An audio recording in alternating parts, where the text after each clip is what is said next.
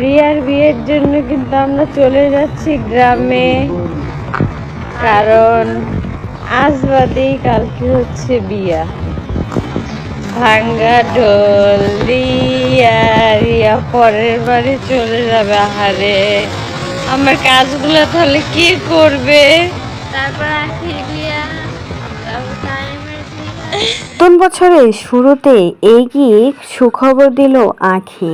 আখির বোন রিয়ার বিয়ে, তার জন্যই নাকি গ্রামের বাড়িতে যাচ্ছে আখি, রিয়া আর আখির পরিবার। এমনটাই কিন্তু বললেন আখি। বললেন রিয়ার বিয়ে বলে কথা, সবাই তো যেতেই হবে।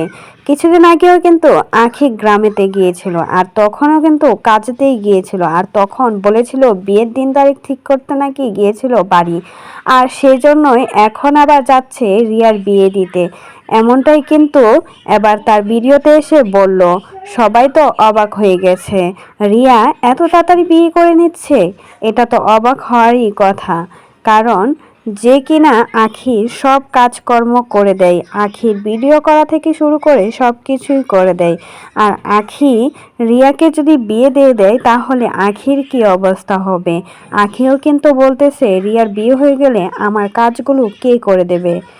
আসলেই কি রিয়ার বিয়ে হচ্ছে নাকি মিথ্যা কথা বলছে আখি? তো পুরো ভিডিওটা দেখতে থাকুন বিস্তারিত জানতে। সত্যি বলতে রিয়ার বিয়ে হচ্ছে না, এখানে তার ফুফাতো ভাইয়ের বিয়ে খেতে যাচ্ছে আখি, রিয়া আর তার পরিবার। এমনটাই কিন্তু আখির ব্লগ ভিডিওতে বলেছে আমার ফুফাতো ভাইয়ের বিয়ে, আর আজকে গায়ে হলুদ, তার জন্যই আমরা সবাই যাচ্ছি। সব পরিবার একসাথে খুব আনন্দ মজা করব। অনেকদিন পর একটা বিয়ের দাওয়াত পেলাম, সেটা তো আর মিস করা যায় না। তাই আমরা সবাই রেডি সেটি হয়ে চলে গেলাম গ্রামের বাড়িতে, কারণ বিয়ে বলে কথা, সবাই তো থাকতেই হবে। তার জন্যই আমরা কেনাকাটা করে চলে গেলাম। এমনটাই কিন্তু বললেন আখি।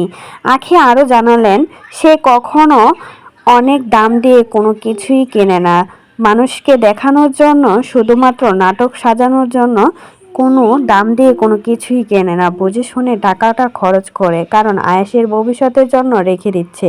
তো এই বিষয়ে আপনাদের কোনো মতামত থাকলে সেটা কিন্তু অবশ্যই আমাদের কমেন্ট বক্সে জানাতে কিন্তু ভুলবেন না।